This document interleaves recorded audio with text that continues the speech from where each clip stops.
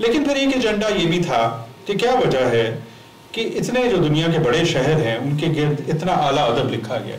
Victor Hugo की depiction देखिए आप पेरिस की, उरहान पामुक का आप बयानिया देखिए इस्तांबुल का, दिल्ली पे तो खैर बहुत कुछ है ही है, तो ये शहर किसी से कम तो नहीं है। लेकिन जैसा कि आपने भी फरमाया कि उतना हमें नहीं जिक्र मिलता, बल्कि एक इसमें चैप्टर है जिसमें मैं बाग जिना का जिक्र कर रहा हूँ, और उसमें मुझे हवाले देने का ये शौक चढ़ा कि लाहौर का क्या ताल्लुक है बाग जिना से। तो एक शहर, उसमें एक पगडंडी में एक रास्ते पे एक पुराना काफूर का दरख्त है जिसका जिक्र राजा गीत में है।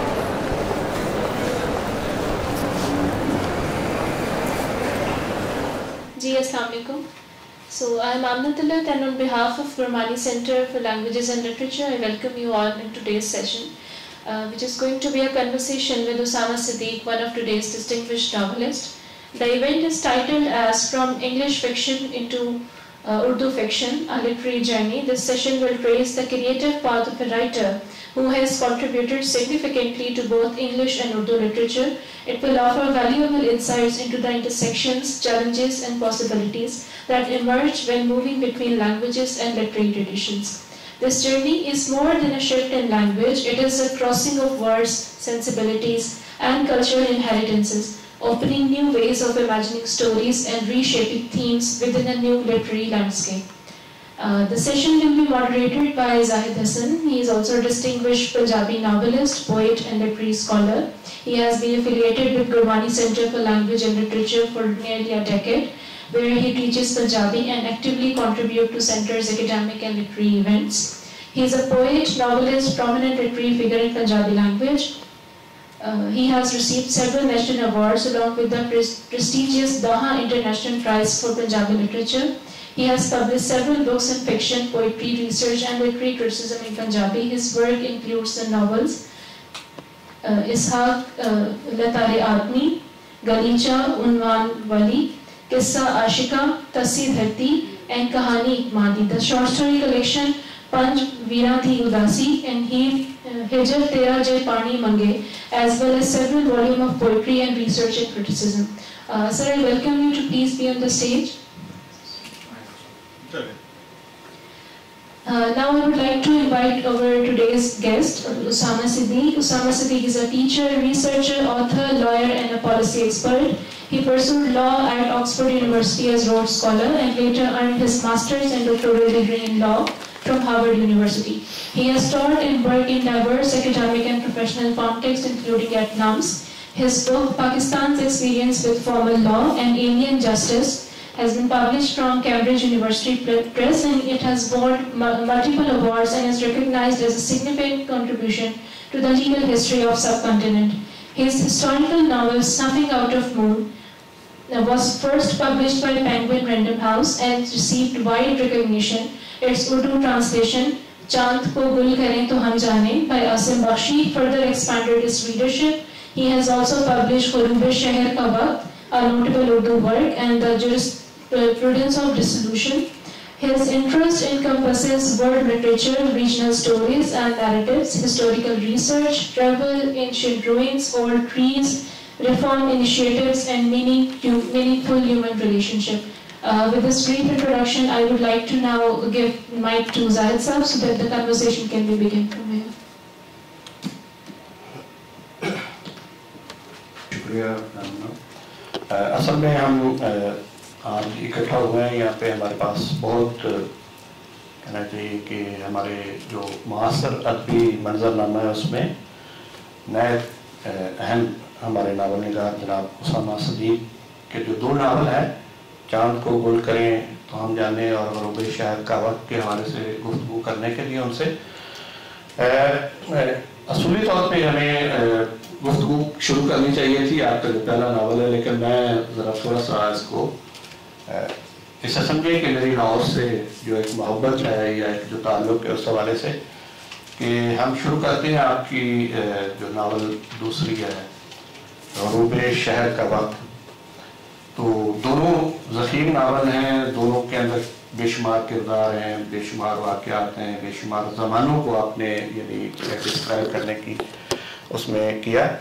लेकिन मैं जो आपने अपने नावल के अंदर ایک بسنت کے حوالے سے ایک قصہ ہے، میں چاہتا ہوں کہ تھوڑا سا وہ پڑھ بھی دوں کہ ہمارے جو احباب موجود ہیں ان کو تھوڑا سا پتہ بھی چلے کہ جی لاہور میں ظاہر ان کو پتہ تو ہے، لیکن پھر بھی کہ آپ نے اس کو کس طرح سے بیان کیا ہے کہ اور پھر ہم آپ کی نثر کا بھی ذائقہ اس سے محسوس کریں گے۔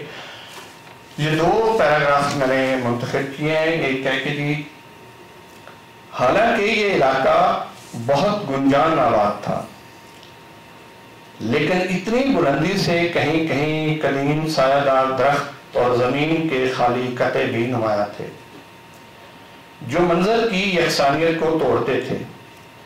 درختوں کی اوپری شاخوں میں پرانی لڑائیوں میں کام آئی پتنگوں کے پنجر پھنسے دکھائی دیتے، کچھ کے ساتھ دھوپ اور بارشوں میں پھیکی پڑتی بوسیدہ رنگین کاغذ کی لیریں ابھی تک چپکی ہوتی ہیں۔ ان کے رنگ بتاتے تھے کہ وہ کبھی آسمان کی نیلی وسعتوں میں کیا بہار دکھاتی ہوں گی، اور واقعی بہار کی آمد پہ آسمان پہ جیسے پھولوں کے تختے کھل جاتے۔ ہزاروں پتنگیں اونچائی کی مختلف منظروں پہ تھرک رہی ہوتی، کچھ برائے نام جنبش کرتی، کچھ لرزاں ہوتی، کچھ ہر ساتھ مطابق لیکن معتدل، اور کچھ بے چین اور بے قرار، شاید اپنے اڑانے والوں کے دلوں کے حالات کی زمازی کرتی۔ اچھا، اسی سے جو متعلق اور پیراگراف کے بڑے اور چھوٹے پنوں پہ لپٹی ڈور کی طرح انسانی زندگیاں بھی لمبی یا مختصر ہوتی ہیں، اور اس پہ کسی کا بس نہیں چلتا۔ ہر ایک ڈور کا مانجا بھی اس سے پیوستہ پتنگ کی زندگی کی طوالت پہ اثر انداز ہوتا ہے۔ ویسے ہی جیسے ہر انسان کی تدبیر بھی اس کی تقدیر کے ساتھ ساتھ زندگی میں کردار ادا کرتی ہے، اور جتنے طرح طرح کے انسان ویسی ہی متحرک پتنگیں۔ نہ تو ہر پتنگ ایک شکل، وزن اور رنگ کی ہوتی ہے، اور نہ ہی اس کے اڑانے والے کی مہارت اور نیت۔ کتنے ہی تو نام ہیں ان کے، پتنگ، گڈا گڈی، لکھنؤ کٹ، پرا پری، شرلا شرلی، کپ اور پتہ نہیں کیا کیا۔ کچھ کی ایک آنکھ ہے، کچھ کی 2 اور اکثر کی ایک بھی نہیں۔ کسی کی 2 میں اور کسی کے پیچھے رنگدار کاغذ کی لڑیاں، اور وہ تمام رنگ جو انسانی آنکھ دیکھ سکتی ہے، اگر سوچ سکتی تو شاید ان میں سے بھی کچھ یہ سوچتی کہ ہم ہی ہیں۔ اچھا، اسی کے اندر آپ نے نا ایک بہت عمدہ کردار ہے طیبہ خالہ کا، تو بہت زیادہ ان کی شاعری بھی ہمیں پڑھنے کو ملی، اردو کی بھی بہت زیادہ شاعری ہے، لیکن آپ یہ سمجھیں کہ مجھے چونکہ خود پنجابی کی ایک اس میں نظم تھی بہت پسند آئی، اکھا دا تارا، اور وہ بھی بالکل بسنت کے حوالے سے ہے، تو اس کا ایک صرف میں یعنی قطعہ جو ہے وہ پڑھتا ہوں کہ لوکاں نے گڈے لٹے رل مل بسنت منائی، لوکاں نے گڈے لٹے رل مل بسنت منائی، پر جنہ پیچے لائے نہ کوئی کانٹی پائی، انہیں ہی گھاٹا کھادا انہیں ہی ڈور کٹائی۔ سو یہ نظم بھی ایک طرح سے ہم اگر کہیں کہ ایک تو ہمارا جو کلچر تھا، ہماری جو ایک ثقافت تھی، ہماری جو ایک تہذیب تھی، اس کا ایک نوحہ ہے ایک طرح سے آپ کا ناول، تو اس کی آئینہ دار ہے یہ نظم بھی، اس کی ترجمانی کر رہی ہے۔ پر یہ کیوں ہے کہ مطلب ہے کہ کوئی بھی شاعر کسی بھی انسان کے اندر بس جاتا ہے اور انسان کو بھی اپنے اندر بسا لیتا ہے۔ میں یہ سمجھتا ہوں کہ لاہور کے حوالے سے بہت سا فکشن، بہت ساری شاعری جو ہے وہ لکھی گئی، اور ابھی بھی لوگ لکھ رہے ہیں۔ بہت کم لوگ ایسے ہیں، جیسے ایک اکرام اللہ صاحب کی کہانی ہے بڑی طویل، بول میری مچھلی، اگر آپ اسے پڑھیں، کہانی کیا میرے خیال میں ایک ناولٹ ہے پورا، تو اس زمانے کا پورا لاہور جو ہے وہ ہمارے ساتھ، اسی طرح ارسی سدوا کا جو ناول ابھی جس کا ترجمہ ہے جنگل والا صاحب، اس کے اندر جو انہوں نے لاہور کو، پر اس کے باوجود میں 2 ایسے رائٹرز کو، یعنی نامور رائٹر ہیں، جن کو جانتا ہوں کہ انہوں نے لاہور کے بارے میں لکھا، لیکن لگتا ہے کہ یا لاہور نے قبول نہیں کیا یا انہوں نے لاہور کو قبول نہیں کیا ہوا تھا اور اس طرح نہیں لکھ سکے۔ تو مطلب ہے کہ کیا بنیاد بنی اس नावल को लिखने की और उसका जो नाम है उससे क्या मानी ज़ाहिर हो रहा है। मैंने तो अपनी काफ़ी लंबी और उसमें काफ़ी सवाल भी कर दिए, तो अब आप तफसील से इसका जवाब दे सकते। मैंने कुछ ऑन करना है, ऑफ करना है, क्योंकि या ठीक है मेरी आवाज़ आ रही है, कुछ करना है? इसको बस बोलना शुरू कर दूँ?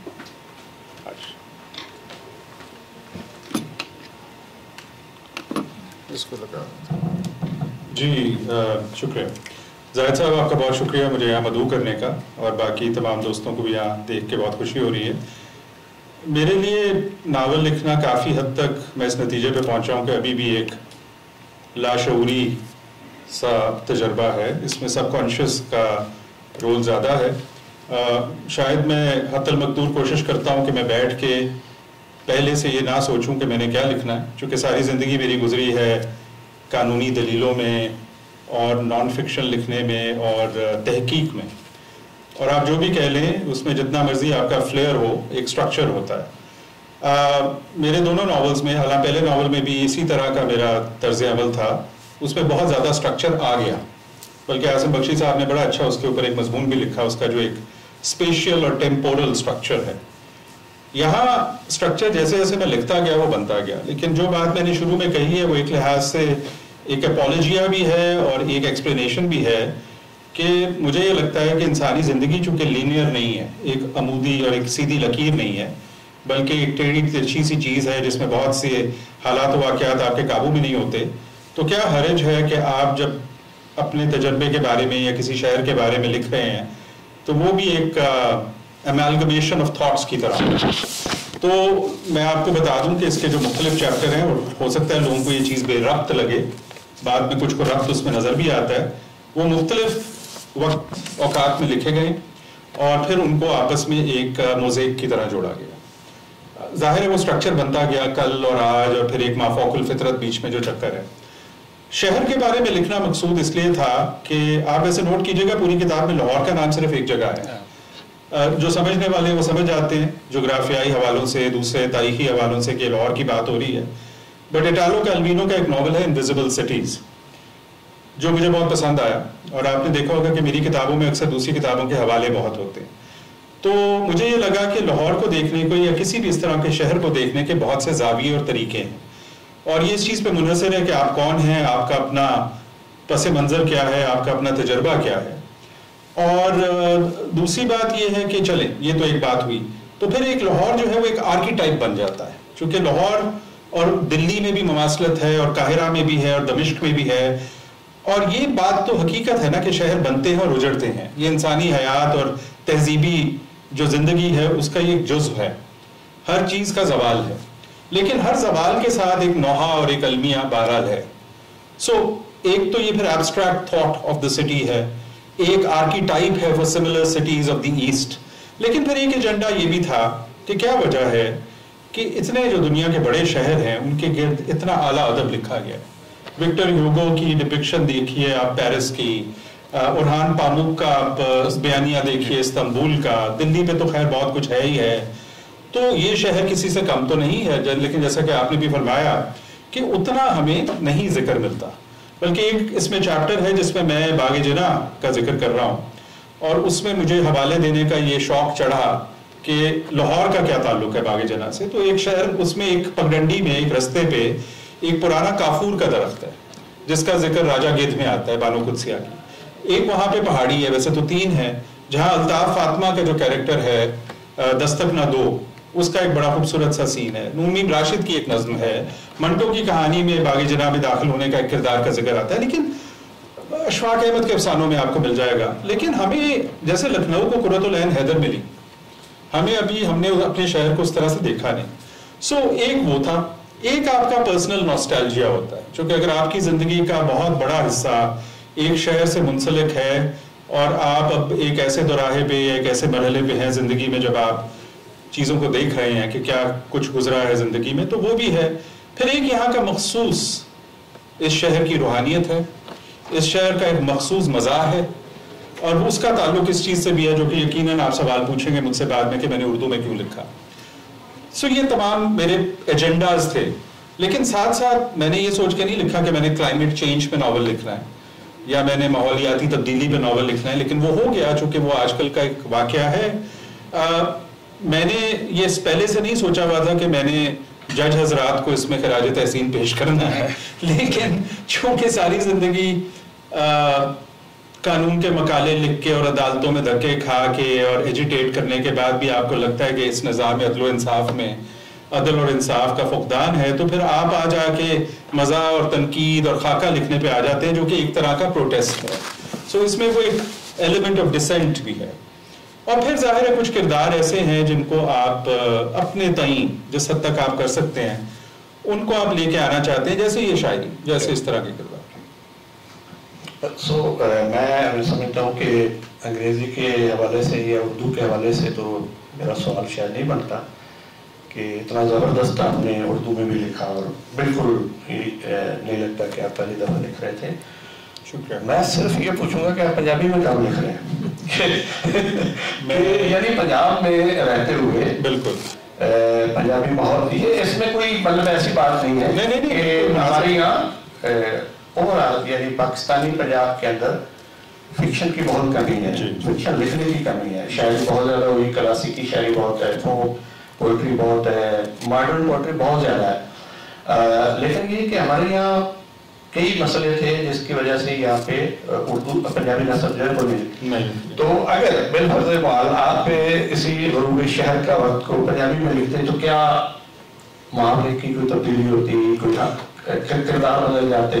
جی دیکھیں، ہر زبان کی جو اپنی ایک ڈکشن ہے اور اس کا جو ایڈیم ہے وہ کہانی کے اوپر بھی اثر انداز ہوتا ہے اور کردار نگاری پہ بھی اثر انداز ہوتا ہے. جہاں تک پنجابی کا تعلق ہے، جیسے جیسے وقت گزر رہا ہے مجھے احساس زیادہ سے زیادہ اور گہرا سے گہرا ہوتا جا رہا ہے کہ جو آپ کی مادری زبان ہے اور آپ کے جو اپنے ماحول کی زبانیں ہیں اس کے اندر جو آپ کے تاثرات اور خیالات، خیال ایک اور چیز ہے کیونکہ اس میں کانسیپٹس، ٹرمینالوجی اور جاگن اور بہت چیزیں آ جاتی ہیں، لیکن خاص طور پہ تاثرات اور محسوسیات جو ہے نا وہ آپ کے دل کے قریب ہوتی ہیں زیادہ زبانیں. اب میں جب بلے شاہ پڑھتا ہوں یا میں ہیر پڑھتا ہوں یا سنتا ہوں یا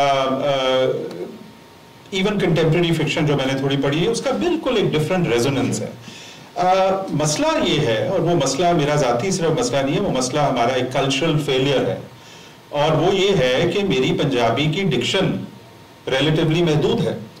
اچھا اردو کی بھی محدود ہوگی، اور جو بہت اردو دان ہیں ان کو شاید لگتا ہو کہ یہ کیا امپوسٹر آ گیا ہے. میں نے تو آج کل کی ایک شہری زبان کی طرح کی اردو لکھی ہے، لیکن اس کی وجہ سے پھر مجھے ریڈر بھی ملا ہے 20 سے 35 سال کی عمر میں جو کہ اس سے ریلیٹ کر سکتا ہے. لیکن آپ نے دیکھا ہوگا کہ میرا ایک لگاؤ کلاسیکی اردو ادب سے ہے جس کے بے تحاشا اس میں حوالے ہیں. ہمارے ہاں چونکہ ایون پنجابی گھرانوں میں بشمول میرے جو شہر میں لوگ آ کے آباد ہوئے وہ بچوں سے کرتے تھے بات اردو یا انگریزی میں، اور آپس میں کرتے تھے پنجابی میں، جو خوش قسمتی ہے کم از کم کان میں پڑ رہی تھی. اور چاہے وہ سٹیج ڈرامہ ہے، چاہے وہ پنجابی شاعری ہے، چاہے وہ ہیر گائی جا رہی ہے، آواز تو آ رہی ہے نا. تو اب جو میرے دل میں ریزوننس تریک دا درخت کہہ کے نکلتی ہے وہ اوک ٹری سے تو نہیں آئے گی، ٹھیک ہے نا. تو اور وہ اگر اس کے جو کاسنی پھولوں کی خوشبو ہے، میں تو اس کے ساتھ پلا بڑا ہوں، چاہے میں نے 10-12 سال گزارے ہوں. تو میں لکھنا ضرور چاہوں گا، لیکن مجھے، اور شاید کسی سٹیج پہ کوئی اس سلسلے میں حرزہ سرائی کر بھی لوں، لیکن بات یہ ہے کہ میں بڑا اپنے آپ کو لمیٹڈ فیل کرتا ہوں. اس کی ایک اور بہت بڑی وجہ یہ ہے کہ پنجابی کا ادب لکھا بھی کم جا رہا تھا اور وہ چھپا ہوا نہیں آپ کو نظر آتا، یعنی کہ اخبار بھی نہیں ہے. اچھا اردو میں یہ تھا کہ چاہے میں بھی انگریزی اسکولوں میں گیا، پھر باہر پڑھنے چلا گیا، میرا سارا جو پروفیشنل کام ہے وہ انگریزی میں تھا، لیکن ساری زندگی میں اردو ادب پڑھتا رہا، چونکہ میرے گھر میں اردو ادب اور پنجابی ادب اور ہر چیز کو بڑی وقت دی گئی، تو وہ پڑھنے کی وجہ سے ایک روانی تھی. نہیں تو میں نے تو اس سے پہلے کوئی خط بھی نہیں چھاپا تھا. سو یہ کیسے لکھا گیا مجھے نہیں پتا، اور جیسا بھی لکھا گیا، لیکن یہ ہے کہ جب میں نے لکھنا شروع کیا تو میرے پاس الفاظ آتے چلے گئے. پنجابی میں پتہ نہیں ایسا ہوتا ہے یا نہیں، لیکن یہ ہے کہ میں چاہوں گا ضرور، چونکہ میں تو اس آئیڈیالوجی میں بلیو کرتا ہوں کہ ہمیں اب اس لسانی جو ڈویژن ہے اس سے آگے جانا ہے. پنجابی ہماری زبان ہے، اردو بھی ہے اور انگریزی بھی ہے، اور میرا خیال میں اگر ٹرائلنگول اپنے آپ کو کہوں ایک محدود لیول پہ، اس سے میری تمام جو دوسری زبانوں میں نثر لکھتا ہوں اس پہ ایک مثبت اثر پڑتا ہے، اور اس کا جو ٹیکسچر ہے وہ چینج ہوتا ہے. جیسے آپ افریقن لٹریچر پڑھیں جو انگریزی میں بھی لکھا گیا، تو اس میں آپ کو ایک افریقن نیریٹو فارم کی چھاپ نظر آتی ہے جو اس کی خصوصیت ہے. تو میں نے کوئی مارٹن ایمس کی طرح یا ٹامس ہارڈی کی طرح تو نہیں لکھنا، نہ میں لکھنا چاہتا ہوں نہ لکھ سکتا ہوں. ہم تو اپنی ایک ڈکشن بنا رہے ہیں جو ہندوستان میں انگریزی کی ڈکشن بن چکی ہے. ہمیں بائی دا وے ویسے فائدہ ہے اس میں. میں ابھی بات کر رہا تھا ایک دوست سے، جو بہت اعلیٰ ادب انگریزی میں ہندوستان میں نکلا ہے وہ تمام ان ہندوستانیوں نے لکھا ہے جو بنیادی طور پہ انگریزی بولنے والے لوگ ہیں. ٹھیک ہے، وکرم سیٹھ صاحب کو ہندوستانی میں یا ہندی میں یا وہ نہیں، نہ امیتابھ گھوش نہ اروندھتی رائے. تو ہمارے ہاں تو پھر بھی ایسے لوگ ہیں 80 کی دہائی میں بہت زیادہ تھے جو گلوبل لٹریچر بھی پڑھتے تھے اور ایک سے زیادہ زبان پہ ان کی قدرت تھی. تو اس کی وجہ سے آپ دیکھیں میرے خیال میں ان کا کام جو ہے نا اس کے اندر ایک اس میں فائدہ ہی ہوتا ہے. اچھا، ایک جو ہمارا بنیادی موضوع ہے کہ انگریزی فکشن سے اردو فکشن تک کا سفر، جی تو آپ نے انگریزی میں لکھا، پھر کیا خیال آیا آپ کے ذہن میں کہ اس کا خود بخشی صاحب نے کیا یا آپ کا خیال تھا کہ اس کو یہ ترجمہ جو تھا؟ جی نہیں، ترجمہ میرا یہ ارادہ تھا اور اس کی 2-3 وجوہات تھیں. میں جب بھی لکھتا ہوں میں سچی بات یہ ہے کہ میرا جو مین آڈینس ہے وہ بڑا امپورٹنٹ. آپ کس کے لیے لکھ رہے ہیں؟ میری مین آڈینس جو ہے وہ پاکستان اور ساؤتھ ایشیا. مجھے یہ لگتا ہے کہ اگر میرے پاس کوئی کہانی بتانے والی ہے تو وہ کہانی ہے جو کہ میرے تجربے کے قریب ہے. اگر اس میں کوئی یونیورسلزم یا یونیورسلٹی ہے تو اس کو بڑا آگے بھی ریڈر مل جائے گا. ٹھیک ہے، ہندوستان میں ہم اس لیے کتاب چھاپتے تھے کہ ہمارے ہاں ابھی تک پبلشنگ کی جو دنیا ہے آپ کے سامنے ہی ہے کہ وہ ابھی تک ڈیولپ اتنی نہیں ہوئی، آلدو کچھ مثبت پیش رفت کچھ چیزوں میں ہو رہی ہے. سو انگریزی میں پہلا تو اسی لیے لکھا، لیکن مجھے یہ لگا کہ اگر کہانی ساری جو ہے وہ یہاں کی تہذیبوں کی ہے تو کتنے سارے لوگ ایسے ہیں جو میں چاہتا ہوں کہ میرے قاری ہوں لیکن وہ یہاں نہیں پہنچ پائیں گے. دوسرا، کہانی کی نوعیت ایسی ہے کہ مجھے لگا کہ اردو میں بہت یہ اچھی طریقے سے سامنے اس کو لایا جا سکتا ہے. تو خوش قسمتی سے ہمارے دوست ہیں مشرف فاروقی، انہوں نے عاصم بخشی صاحب سے رابطہ کروایا. یہ کووڈ کا زمانہ تھا، ہماری ایک آدھی ملاقات ہوئی اور اس کے بعد ہماری تمام جو گفت و شنید تھی وہ زوم کے تھرو ہوتی تھی. اور وہ یہ تو آپ کو پتہ ہے وہ بہت سی اور چیزیں کرتے ہیں، تو وہ انہوں نے بھی اس کتاب کو ترجمہ کرنے کی حامی اس لیے بھری کہ ان کو کتاب دلچسپ لگی. تو وہ ایک فی البدیہہ جلدی سے ایک ترجمہ کرتے تھے، مجھے بھیجتے تھے، ہمیں کال کرتے تھے.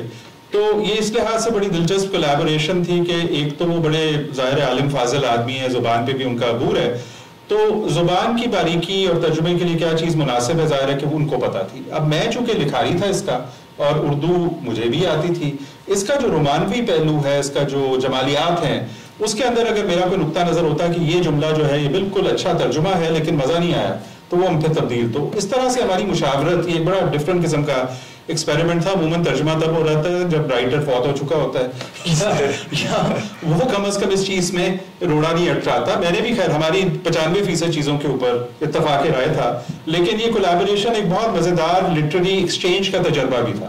مثلاً یہ بحث کہ اگر ہم نے انڈس ویلی سویلائزیشن کے عہد کو کیپچر کرنا ہے اردو میں تو اس اردو کے اندر کس زبان کی جھلک آئی؟ ڈراویڈین کی جھلک تو ہم اس طرح لا نہیں سکتے. کیا پرانی سندھی اس کا متبادل ہے؟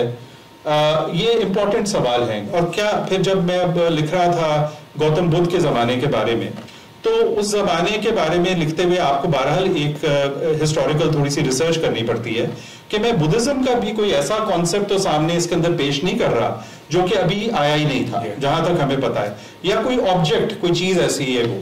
تو ان چیزوں میں پھر Asim is a great sort of interlocutor because ان کا بڑا واسٹ ایک، تو اس پہ پھر ہماری علمی بحث بھی ہوتی تھی اور ادبی بھی.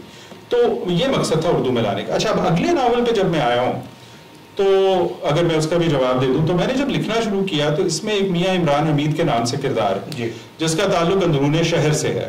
اچھا، ہمارے جو لوگ اندرون شہر ہیں نا ان کا ایک خاص مزاج ہے اور ایک سینس آف ہیومر ہے اور کمال کی ان کی ہاسپٹیلٹی ہے. تو میں چاہ یہ رہا تھا کہ ایک ایسا کردار ہو جو کہ ہر لحاظ سے اسٹریٹ سمارٹ ہے، اسے پتا ہے کہ دنیا میں کیا ہو رہا ہے اور کئی لحاظ سے وہ جو میرا پروٹیگنسٹ ہے اس سے زیادہ ریسورسفل ہے، لیکن وہ کبھی کبھار کافی عجیب و غریب باتیں بھی کر جاتے ہیں اور مزاحیہ بھی ہیں اور ان کا چکر ہے. اچھا، جب میں نے انگریزی میں وہ کردار لکھنا شروع کیا تو وہ ایک کیریکیچر بن گیا.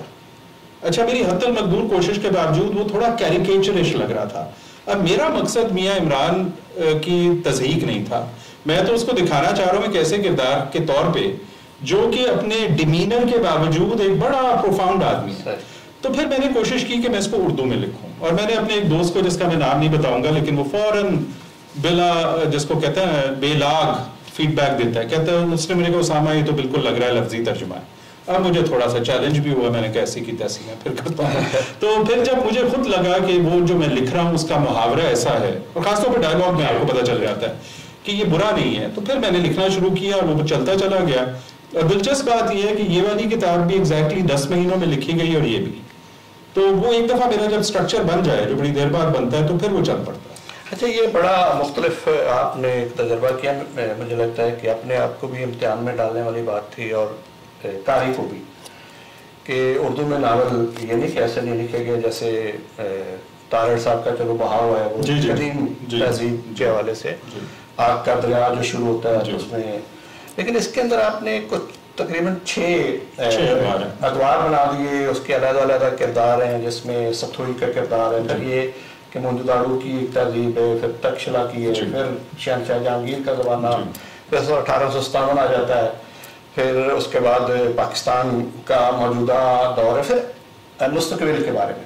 تو یہ میں سمجھتا ہوں کہ اس پہ بذات خود ایک رائٹر کی یعنی گرپ رکھنی, ان کرداروں کو آگے لے کے چلنا, ان واقعات کو, ان حالات کو لے کے چلنا, اور اس سے بڑھ کے پھر بن جاتا ہے کہ جب وہ پرنٹڈ صورت میں آ جائے اور قاری اسے پڑھنا شروع کرے, تو اس کے لیے بھی مطلب ان چیزوں کو, اگرچہ یہ ایک میرے خیال میں ممکن ہے کہ میں غلطی پہ ہوں, لیکن شاید اردو میں پہلا تجربہ ہے اس طرح کا. تو آپ کو یعنی ایک تو یہ کہ خیال کیسے آیا, اور پھر اس پہ آپ نے کس طرح کام کیا؟ جی 3-4 وجوہات تھیں. ایک تو مجھے قدیم تاریخ سے ہمیشہ مجھے بہت دلچسپی رہی ہے, اور مجھے آثار قدیمہ میں بہت دلچسپی ہے. تو میں نے بہت اپنے دن گزارے ہیں ٹیکسلا کے کھنڈروں میں لور پھرتے ہوئے, اور کئی لوگوں کو یہ خیال آیا کہ کیا, بٹ مجھے ایک بہت سینس آف ونڈر جس کو کہتے ہیں نا ایسی جگہوں پہ ہوتی ہے کہ یہ زمانہ بھی بیتا, یہ لوگ کیا سوچتے ہوں گے, کیسے کیسے وقت گزرے. اب اگر آپ یہ سوالات جنرلی پوچھتے ہیں زندگی کے بارے میں اور ایگزسٹنس کے بارے میں, تو یہ سوال بار بار آتا ہے کہ کیا پچھلے زمانے کے لوگ اسی طرح کے مسائل ان کو درپیش تھے, کیا بنیادی انسانی مسائل, بنیادی انسانی امپیریٹیوز ایک ہی تھے, یا اس میں کوئی تبدیلی آئی ہے. سو ایک تو یہ فلسفیانہ سوال تھا. ایک میں یہ چاہتا تھا کہ میں کوئی ایسی چیز لکھوں جس میں مجھے بھی وہی لطف آئے جو مجھے آیا جب میں نے بہاؤ کو پڑھا, اور تو میں نے بہاؤ کو بعد میں پڑھا, لیکن جب میں نے آگ کا دریا فار انسٹنس پڑھی, تو جو پہلے 70 یا 80 صفحے قرۃ العین حیدر صاحبہ کا بیانیہ ہے, گوتم نیلمبر اور شنکر کا, اس طلسماتی سرزمین میں اس زمانے کی, اور اس کے افکار و خیالات اور فلسفے جو ہیں ان کا بھی ذکر ہے, اور جو ماحول ہے, اور جو بارش ہو رہی ہے, اور جو نباتات, ہر چیز کا, وہ اتنا میجیکل ایک ٹرانسپورٹیشن تھی کہ میرا دل کر رہا تھا کہ میرا خیال میں ایک بنیادی اصول یہ ہونا چاہیے کہ آپ وہ لکھیں جو آپ کا خود بھی پڑھنے کو دل کرے. تو میں یہ دوبارہ میں سوچنا چاہتا تھا, ایک تو امیجنیٹو ایکسرسائز ہے, ظاہر ہے میں نے کچھ تحقیق بھی اس سلسلے میں کی, لیکن بہت سی چیزیں آپ کو امیجن کرنی پڑتی ہیں. تو مجھے اسپیکولیٹو فکشن میں بھی دلچسپی ہے, اس لیے آپ دیکھیں ایک فیوچر کا پیریڈ بھی اس میں ہے. تو میں نے یہ سوچا کہ میں جو اتنی مشقت کرنے لگا ہوں, تو پھر مجھے ضروری تو نہیں ہے کہ میں ایک لینئر کہانی لکھوں اور اسی محل و وقوع میں لکھوں, میں کیوں نہ کوئی ایسی چیز لکھوں جس میں وہ سینس آف ونڈر جو مجھے اپیل کرتا ہے وہ ہو. آگ کا دریا کا ڈیفینیٹلی اس میں رول ہے, لیکن وہ قدرے مختلف کتاب ہے, چونکہ وہ 3 کنٹیگوس پیریڈز ہیں اور وہ کردار اسی میں چلتے ہیں. اس میں اگر کوئی تعلق یا تانا بانا مختلف ادوار کا ہے تو وہ یا آئیڈیالوجیکل ہے, یا اس جغرافیکل خطے کا ایک ہونا ہے, یا کچھ آرٹیکلز اینڈ آرٹیفیکٹس ہیں جو کہ چلتے چلے جا رہے ہیں ان دوروں میں سے. سو ایکسپیریمنٹ مجھے ہمیشہ کرنا دلچسپ لگتا ہے. اگر آپ کریٹو رائٹنگ میں نہیں کر رہے تو پھر آپ کہاں کریں گے؟ یہ وہ چیز ہے جو کم از کم میرے سلسلے میں وہ لکھنا چاہ رہا تھا جو میرے دل کے قریب ترین ہو. ذہن کا اس میں رول ہے, لیکن اس میں زیادہ دل کا رول ہے. اچھا, اسی طرح مطلب عام طور پہ جو فکشن رائٹر ہوتا ہے اس کا ایک خیال ہوتا ہے کہ میں کہانی بنا رہا ہوں, اس کا ایک کردار ہوگا, مرکزی کردار ہوگا. تو مجھے بظاہر یعنی غروب شہر کا وقت میں تو کچھ ایسا لگا کہ کچھ مرکزی کردار ہیں, خالد کا ہے یا لیکن دوسرے ناول میں چاند کو گل کریں تو ہم اس طرح کا کوئی کردار نہیں ہے. لیکن اس میں بعض کردار ایسے ہیں جیسے فراستہ بیگ ہے, ایک اس کا ساتھی میر ہے, پھر یہ کہ میر داستان کا جو کردار ہے جو لکھنؤ سے لاہور آ جاتا ہے اور یہاں پہ کوشش کر رہا ہے کہ انگریزوں کے خلاف ایک لوگوں کو تیار کیا جائے. لیکن دو بڑے زبردست کردار ہیں جو شاید ہو سکتا ہے کہ آپ نے ویسے ہی روا روی میں لکھ دی ہوں، لیکن مجھے بہت زبردست لگے. ایک بلا سینٹی کا کردار ہے اور ایک ہے یہ اس ناول کے اندر وہ ہے ناصر کتیا والا. سو مطلب یہ اور اس کے ساتھ آپ نے ریلیٹ کیا کہ وہ پھانسی لے رہا ہے. پہلے پڑھتے ہوئے بھی نہیں لگتا کہ جی وہ اس کو جو کتیا والا تخلص ہے یا لقب ہے وہ کس طرح پڑ گیا ہے، لیکن جب ہم پڑھتے ہیں تو پھر پتہ چلتا ہے کہ بڑی عجیب و غریب یعنی اس میں. تو یہ جو کردار ہیں مجھے لگتا ہے کہ جو بھی پڑھیں گے لوگ وہ ان کے سامنے ہمیشہ ذہن میں موجود رہیں گے. تو آپ کا کیا خیال ہے کہ یہ بس ویسے ہی لکھتے ہوئے آ گئے یا تھے آپ کی زندگی میں یا آپ کے دونوں چیزیں ہیں؟ دیکھیں مجھے یہ لگتا ہے کہ میرے ناولوں میں عموماً کچھ کردار ایسے ہوتے ہیں جو کہ ایکچوئل ہسٹوریکل کیریکٹرز ہیں. مثلا آپ چاند کو گل میں دیکھیں تو اس میں جہانگیر بادشاہ بھی آپ کو نظر آئے گا، یا اس میں جو شہیداں کا کھو جو اجنالہ والا واقعہ ہے وہ ایک ہسٹوریکل واقعہ، اور میں باقاعدہ اجنالہ گیا اس جگہ کو دیکھنے کے لیے. ویزا کو تھوڑا سا چکر چلا کے میں بہرحال گیا وہاں پہ، اور وہ بڑی ایک دلچسپ علیحدہ کہانی ہے. کردار تو دیکھیں جی زندگی سے ملتے ہیں آپ کو، یا آپ مشاہدے سے مختلف کردار دیکھتے ہیں اور ان کی آمیزش سے ایک کردار بناتے ہیں، یا کوئی ایکچوئل کردار آپ کی زندگی میں ہوتا ہے وہ آپ لے آتے ہیں، یا تو اتنی کہانی بتاتے ہیں یا کہانی کو بڑھا چڑھا دیتے ہیں. جو کرداروں کا بہت زیادہ ڈیولپ نہ ہونا یا بہت زیادہ مرکزی کرداروں کو نہ ہونا چاند کو گل کرے میں ہے، اس کی تو خاص صاف وجہ یہ ہے کہ 6 ادوار ہیں، تو اگر میں 60 80 صفحے کا ایک دور بھی لکھتا ہوں تو وہ کتاب بڑی ضخیم ہو جاتی ہے. ویسے بھی وہاں پہ میں نے کرداروں کو آرکی ٹائپس کے طور پہ یوز کیا. یہ تمام کردار ڈسینٹرز ہیں، چونکہ یہ کتاب ایک لحاظ سے مدافعت اور اختلاف رائے کے بارے میں کہ ایسے لوگ جو معاشرے میں کسی بھی قسم کے ڈسپوٹزم کے خلاف آواز اٹھاتے ہیں وہ کیسے لوگ ہوتے ہیں، ان کے ساتھ کیا بیتتی ہے اور تاریخ کی ڈیولپمنٹ میں ان کا کیا رول ہے. سو آپ بلے کو دیکھیں تو وہ بھی ایک طرح کا ڈسینٹر ہے. اس کے اندر آپ پرکا کو دیکھ لیں وہ بھی ہے. اچھا پھر آپ وہ جو بدھیا مترا کو دیکھ لیں وہ بھی ہے، بیکاز جو نام ہے ٹکشاشلا کی وہ اس کو چھوڑ کے تو ہجرت کر جاتا ہے وہاں سے. پہلے میں یہ کہانی ذرا اور بتا دیا کرتا تھا کہ کون سا کردار میری زندگی کے کس کردار کے اوپر بیسڈ ہے. اب میں اس نتیجے میں پہنچا ہوں کہ یہ چیزیں چھپا کے رکھنی چاہیے. اس کی وجہ یہ ہے کہ جو کرداروں کی مسٹری ہے، رائٹر کا جو رائٹنگ پروسیس تو چلے ہم ریویل کر سکتے ہیں، لیکن کرداروں کی مسٹری جو ہے وہ اس لیے امپورٹنٹ ہے کہ جب میں خود کتابیں پڑھتا ہوں تو بعد میں کئی دفعہ میں ان کے اوپر تحقیقی مضامین بھی پڑھتا ہوں کہ ڈکنز نے یہ کردار کیسے تشکیل کیا.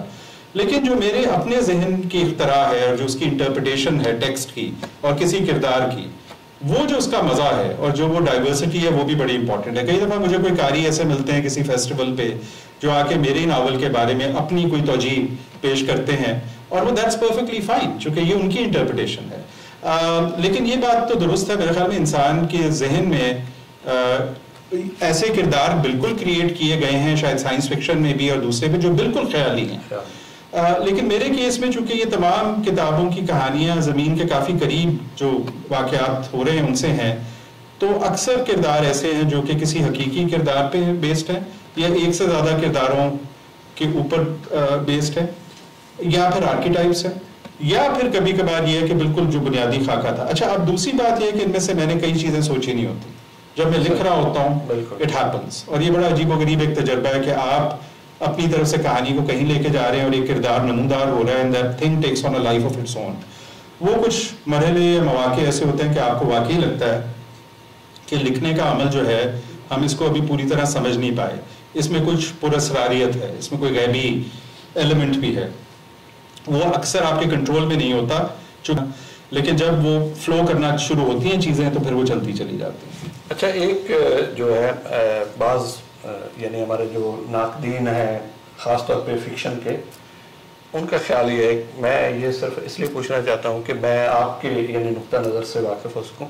ان کا خیال ہے کہ کسی بھی رائٹر کو، فکشن رائٹر کو، ناول نگار کو یہ پتہ ہونا چاہیے کہ کیا چیزیں لکھنی ہیں اور کیا چیزیں نہیں لکھنی ہیں، کہ فکشن کا حصہ کون سا بن سکتا ہے اور اس کو فکشنائز کس طرح کیا جا سکتا ہے، کیا حصہ چھوڑنا ہے اور کیا حصہ لے کے چلنا ہے. دوسرا یہ کہ بعض اوقات یہ کہا جاتا ہے کہ آپ نے ایک یعنی لکھ لیا, ایک پلاٹ بنا لیا, کردار بنا لیے, سارا کچھ کر لیا آپ نے, حالانکہ کہا کہ میں اس طرح نہیں کرتا, لیکن بہت سے لوگ ایسے کرتے ہیں.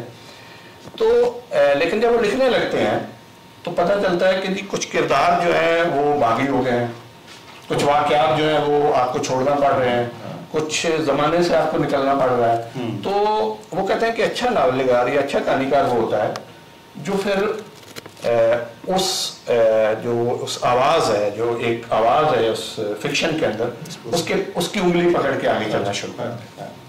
سو اس میں میرے 2-3 جواب ہیں. ایک جنرل جواب تو یہ ہے کہ کولیسٹرول اور ناقدین سے پرہیز کرنا چاہیے. ٹھیک. اور جیسے جیسے میں تو سیکھتا ہوں دوسرے لکھنے والوں سے. جی.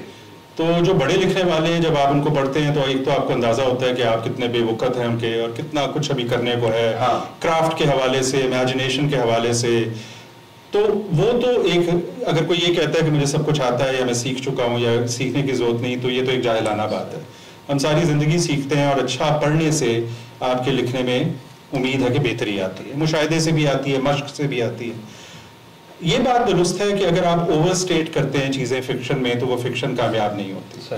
تھوڑا ابہام, دی انڈر اسٹیٹڈ, کچھ چیزوں کا نہ کہنا, کچھ اور اپنی آڈینس یا ریڈرشپ کی انٹیلیجنس کو تسلیم کرنا, چیزیں ان کے اوپر چھوڑنا. میں ایک دلچسپ بات آپ کو بتاؤں, اس کتاب میں غروب شہر کا وقت میں فزکس کے حوالے بھی ہیں, کئی اور کتابوں کے بھی حوالے ہیں. چونکہ میں نے اردو میں لکھا نہیں تھا, چند دوستوں کو دکھایا, وہ بڑے مخلص لوگ ہیں, انہوں نے اچھی رائے دی. کچھ کی رائے میں نے بالکل نہیں مانی, کچھ کی تھوڑی سی مان لی.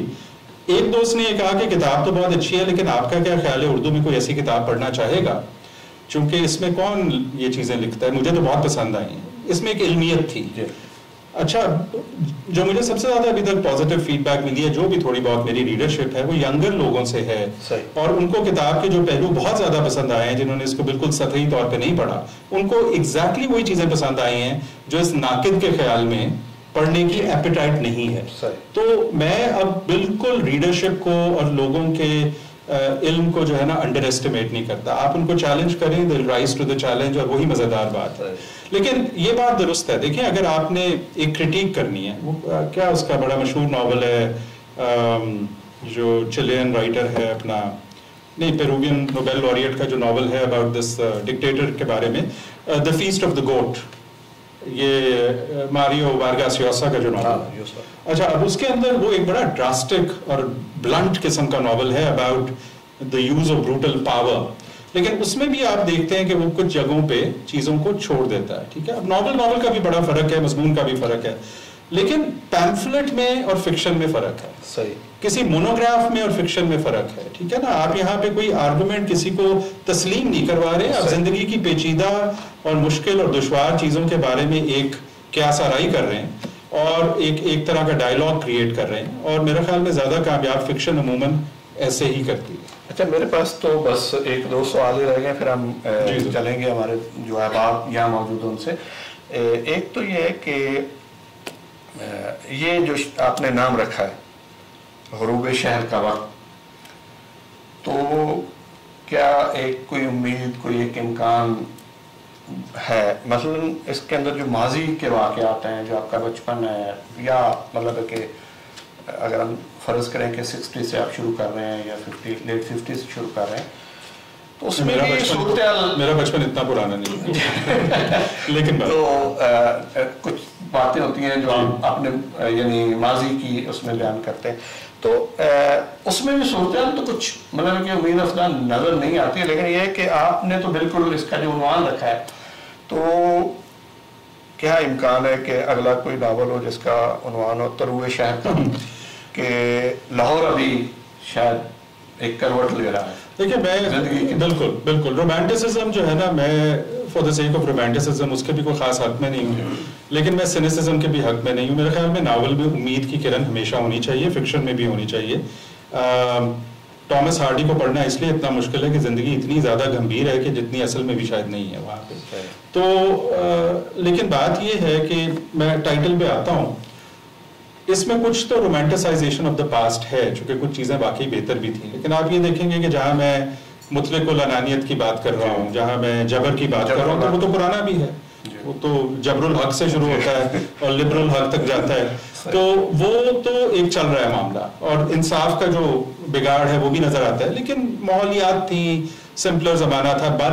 آپ یہ دیکھیے کہ جو میری تنقید ہے نصابی اداروں پہ اور تعلیم کی گراوٹ پہ، وہ تو پہلے زمانے میں بھی ہے. سو یہ نہیں ہے کہ وہ اچھا تھا یہ برا ہے، ایک طرح کا انحطاط ہے جو نظر آ رہا ہے. لیکن کچھ چیزیں خوش آئند تھیں. مثلا شہر اس طرح اندھا دھند نہیں پھیل رہا تھا، اس طرح سے آپ کا اسموگ کا ایشو نہیں تھا. اب یہ اس کے اندر تذکرہ ہے بائی دا وے، اب اس کو بھی 3 سال تو ہو گئے ہیں کہ دریا کی جو گزرگاہ ہے اس کے اندر آبادیاں بن رہی ہیں اور وہ گزرگاہ کی آبادیاں نظر آ رہی ہیں. اچھا اس کے اندر چاند کو گل کریں تو ہم جانے کے اندر بھی ذکر ہے کلائمیٹ چینج کا اور پانی کا اور واٹر وارز کا. تو واٹر وار اب آپ انڈس بیسن ٹریٹی، میں نہیں کہہ رہا کہ میں کوئی بہت پروفیٹک بات کر رہا ہوں، بہت سے لوگ یہ چیزیں دیکھ رہے تھے، لیکن یہ چیزیں ہیں تو غروب شہر کی نا. سو اب میں اس چیز سے بے اتنائی تو برت نہیں سکتا کہ ایک جنرلی اگر دنیا کو دیکھیں تو ایک خوفناک صورتحال ہے. اب آپ دیکھیں جس طرح سے ایک طرف فاشزم بڑھ رہا ہے، انٹالرنس ہے، کلائمیٹ چینج اس سال بھی ہم نے دیکھ لیا. لیکن آپ اسی کتاب میں دیکھیں، بلکہ آج ہی چونکہ اس کا اب انگریزی جو اس کی شکل ہے وہ آنے والی ہے، تو اس کا میں وہ لکھ رہا تھا اندر بلرب، کہ میں نے اس میں خاص طور پہ اس بلرب کے لیے وہ کردار چنے جو اس میں امید دیتے ہیں آپ کو.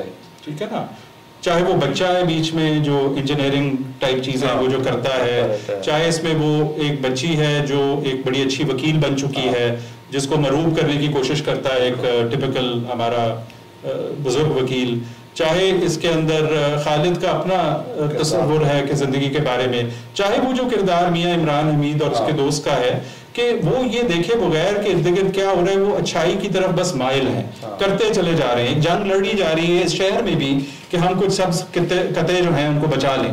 تو وہ اسٹرگل تو ہے، لیکن اگر جو اس وقت ہمارا چیلنج ہے، چاہے وہ علمی ہے، چاہے وہ ماحولیات کا ہے، چاہے وہ انصاف کا ہے، چاہے وہ ایمپتھی کا ہے، کیونکہ دیکھیں نا ظلم کے بھی تو واقعات جس طرح سے استحصال ہو رہا ہے، جس قسم کا کرائم سامنے آ رہا ہے، اس سے ہم آنکھ نہیں پھیر سکتے. لیکن اس کا یہ مطلب نہیں ہے کہ ہم معاشرے کی تشکیل نو کے لیے کوشش نہیں کر سکتے. اچھا اب یہ مزے کی بات ہے کہ میں نے اب آپ نے کہا نا کہ میں انگریزی سے اردو میں اردو سے پھر انگریزی کی طرف چلا گیا ہوں، چونکہ جو میری کتاب اب نومبر میں آ رہی ہے، ایک تو اس کا ٹائٹل چینج ہو گیا، چونکہ وہ ٹائٹل اس لیے چینج ہوا ہے کہ اس کتاب کو میں نے اثر نو اسی کتاب کو انگریزی میں لکھا ہے، وہ ترجمہ نہیں ہے، تخلیق نو ہے.